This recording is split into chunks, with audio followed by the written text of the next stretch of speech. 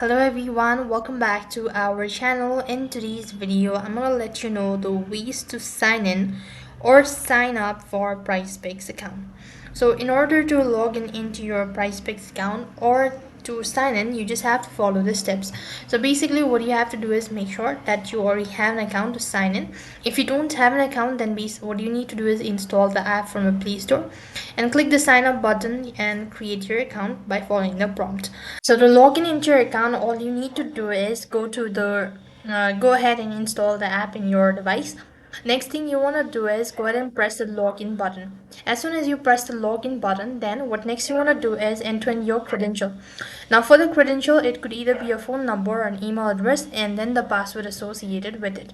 Once you're done entering your information, then you'll be taken to the next field where you have to go ahead and confirm it. So this way you'll be able to log into your Prizepicks account. That's all for this video. I hope the video was helpful. Make sure to like, share and subscribe to our channel. Thank you for watching. See you in the next video.